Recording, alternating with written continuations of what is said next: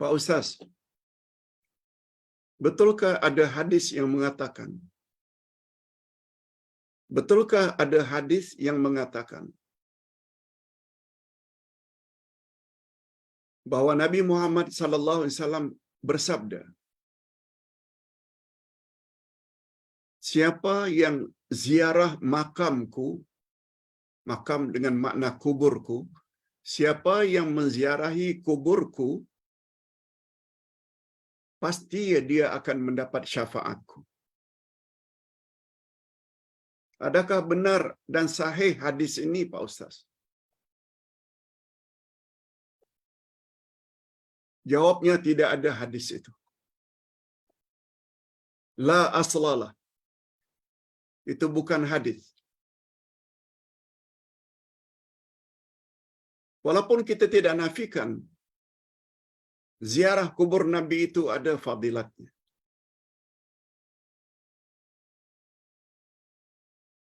Memberi salam dan selawat. Di mana saja kita memberi salam dan bersalawat ke atas Nabi, akan sampai salam dan selawat itu kepada Nabi Muhammad sallallahu alaihi wasallam. Sebab dalam satu hadis ada malaikat-malaikat yang khas yang melayang-layang di atas muka bumi melihat siapa gerangan yang telah memberi salam dan selawat ke atas Nabi, lalu dibawanya selawat dan salam itu kepada Nabi Muhammad sallallahu alaihi wasallam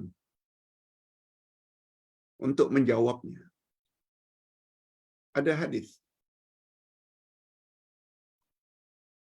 Ziarah Nabi bukan suatu kemestian. Kita dianjurkan untuk pergi ke Madinah. Tujuan utama bukan untuk ziarah kubur Nabi. Sebab Nabi sallallahu alaihi wasallam bersabda, "La tushaddur rihal illa ila salasati masajid." Jangan kamu gagah-gagahkan pemergian kecuali pada 3 masjid. Masjidil Haram Mekah, Masjid Nabawi dan Masjidil Aqsa. Sebab ketiga-tiga masjid itu ada kelebihan. Semua kita tahu.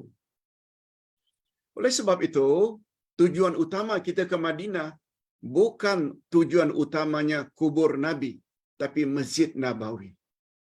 Cuma sempena berada di dalam Masjid Nabawi, maka ziarahlah orang yang paling kita kasihi dan orang yang paling banyak berjasa memandu kita ke jalan hidayah Allah, Siratal Mustaqim. Sebab Hasan, cucu Nabi, pernah melihat orang ziarah kubur Nabi pada waktu malam. Lalu Hasan pun bertanya, "Wahai Pak Cik, untuk apa datang malam-malam begini ke kuburan datukku?" Jawab Pak Cik tersebut, "Karena aku ingin memberi salam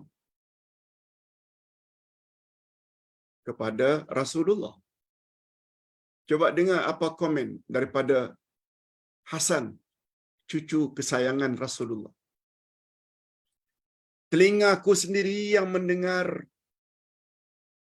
datukku Rasulullah bersabda, 'Berselawatlah kamu kepadaku tak kira walaupun kamu berada di mana, hatta kamu berada di Andalusia.'" Andalusia, Spain, ribuan batu daripada Madinah. Maksudnya, di mana saja kita membaca salawat dan salam. Walaupun ketika berada di Kuala Lumpur, di Batam, di Singapura, di Jakarta, di Australia, di Amerika, di Korea, di Jepun, di London,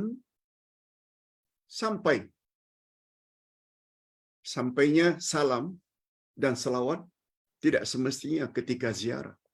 Walaupun kita tak nafikan sunat memberi salam, dan berselawat ke atas Nabi ketika menziarahi kuburnya. Itu kita tak nafikan. Itu sebabnya amalan-amalan setengah orang-orang kita, bila dengar ada orang naik haji atau umrah, tolong sampaikan salam saya ya kepada Rasulullah. Sebenarnya tak perlu. Itu semuanya karena kekurangan ilmu. Adapun jaminan siapa yang ziarah mesti mendapat syafaatku, tidak ada riwayat itu.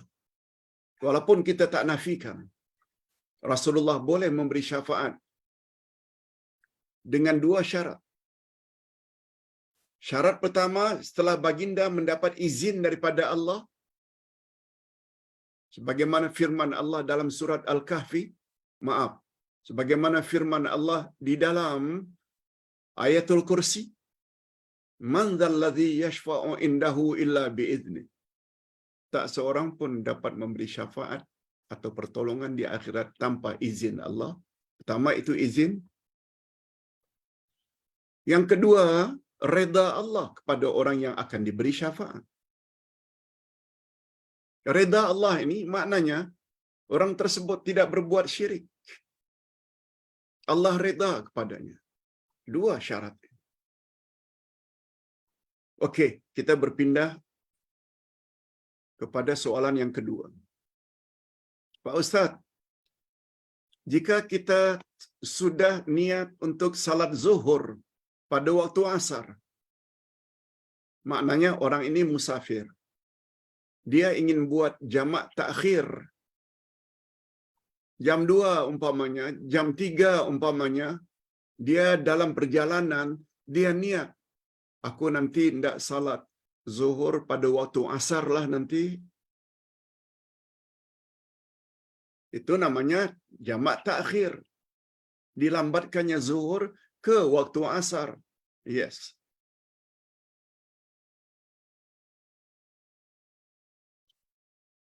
Pertanyaannya, tapi Pak Ustaz, kita ada peluang untuk buat zuhur jamak dengan asar. Jam 3 itu, jam 2 itu, kita ada masa untuk buat jamak takdim. Bawa asar pada waktu zuhur. Buat zuhur dan asar jam 3 umpamanya. Nah, itu namanya jamak takdim. Ustaz ulang sekali lagi. Kita niat untuk salat zuhur pada waktu asar. Tentu saja niat itu semasa ada waktu zuhur. Umpamanya jam 2, jam 3. Dah niat. Tapi kita ingin robah. Tidak buat zuhur berserta asar secara jamak. Maknanya jamak takdim. Apa hukumnya Pak Ustaz? Jawab singkatnya boleh. Jawab singkatnya boleh. Sebab jamak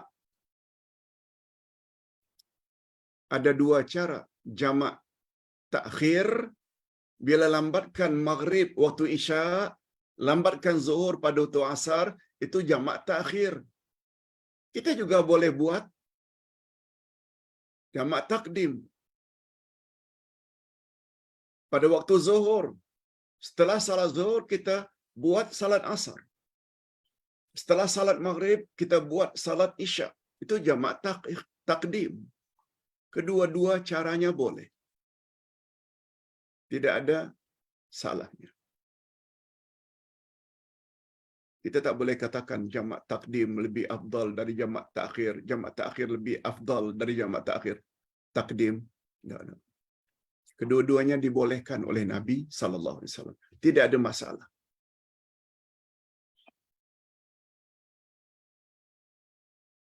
Pertanyaan yang terakhir. Betulkah suami tidak berhak larang isteri untuk ziarah ibunya? Jika isteri dilarang suaminya ziarah ibunya, lalu dilarang oleh suaminya, jangan ziarah ibumu. Jatuhnya durhaka tak, Pak Ustaz? Jika istri itu pergi juga. Ustaz dikirimkan video seorang ustazah ceritakan perkara ini. Kata ustazah tersebut,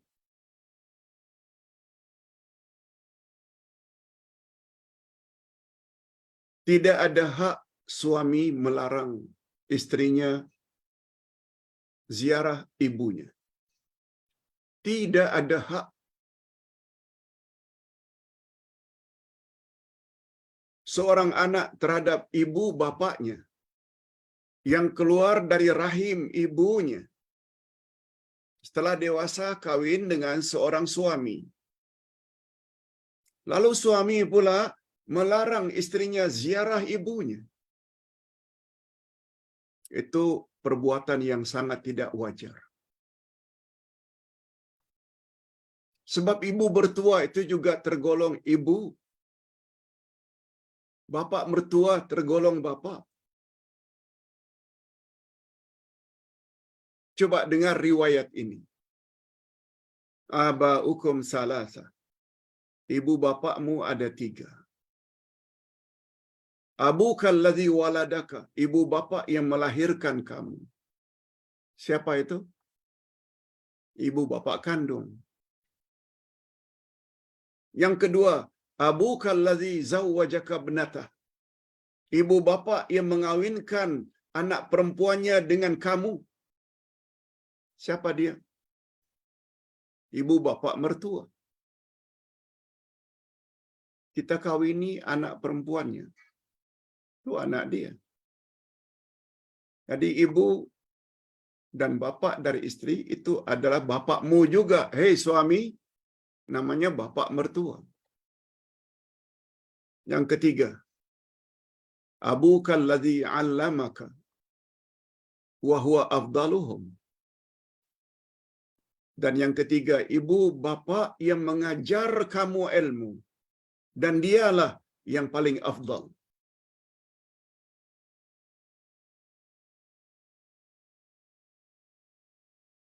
Ibu guru, bapak guru, pensyarah, penceramah, pendakwah, ustaz-ustaz, mursyid, murabbi, dia juga ibu bapak kita. Yang mengajar kita ilmu, walaupun bukan ibu bapak kandung, walaupun bukan ibu bapak mertua, tapi ibu bapak dari sudut memberi kita ilmu, malah disebut wa huwa afdaluhum. Itulah ibu bapak yang paling afdal. Sebab kita ni selamat karena ilmu. Berapa banyak ibu bapak yang hanya pandai melahirkan anak, tapi tidak bimbing anak-anak dengan ilmu, terutama ilmu-ilmu agama. Berapa banyak juga kadang-kadang bapak mertua, ibu mertua penyebab suami istri bercerai. Tapi ibu bapa yang mengajar kita ilmu, dia yang membimbing kita supaya memiliki akidah yang betul, cara ibadat yang betul, akhlak yang mulia. Bagi ustaz, sikap suami yang melarang istrinya menziarahi ibu bapaknya sangat-sangat tidak wajar. Wallahu a'lam. Ini dulu yang